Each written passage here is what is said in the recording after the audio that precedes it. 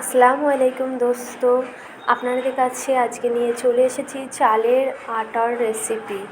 চালের আটার রুটি করতে আমাদের সকলেরই খুব ভালো লাগে। আমরা বিভিন্ন উৎসবে এই রুটি বানিয়ে থাকি। দেখুন, আমি প্রথমেই একটা হাঁড়িতে জল গরম করে নিয়েছি, তাতে চালের আটাটাকে দিয়ে ভালো করে নেড়ে চেড়ে আমরা খামিরটাকে করে নিয়েছি। দেখছেন কত সুন্দর খামিরটা হয়েছে। এখানে আমরা প্রথমেই হাত দিয়ে একটু নেড়ে নেড়ে নেব, তখন বুঝতে পারবেন যে খামিরটা খুব সুন্দরভাবে হয়ে গেছে। প্রথমে ছেনে নিতে হবে, না হলে এই খামিরটা খুব শক্ত হয়ে যায়। প্রথমে জল দিয়ে হালকা হাতে ছেনে নেবেন। তারপরে আমরা দেখুন গোল করে নিয়েছি।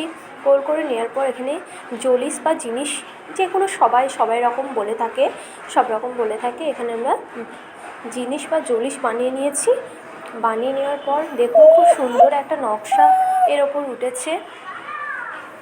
দেখতেই পাচ্ছেন কত সুন্দরভাবে এটা বানানো হচ্ছে।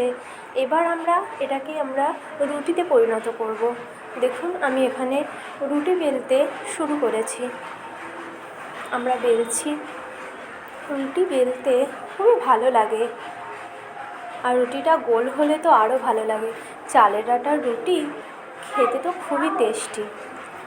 আর একটা কি বলতো, চালের আটার রুটি অনেকের ফেটে যায়, কিন্তু এটা করতে খুবই সময় সাপেক্ষ ব্যাপার। আপনারা দেখছেন কত সুন্দর রুটিটা হচ্ছে। এখান থেকে পাশ থেকে আমার ছেলে চিৎকার করছে, বুঝতেই পাচ্ছেন। দেখুন, এখানে আমরা রুটিটাকে বেলে নিচ্ছি। দেখুন কত বড় হয়ে গেছে, একটু দাগ হয়নি, কত সুন্দরভাবে রুটিটা বেলা হয়ে গেছে। প্লিজ ভালো লাগলে আমার চ্যানেলটাকে সাবস্ক্রাইব করবেন। দেখুন হয়ে গেছে এখানে।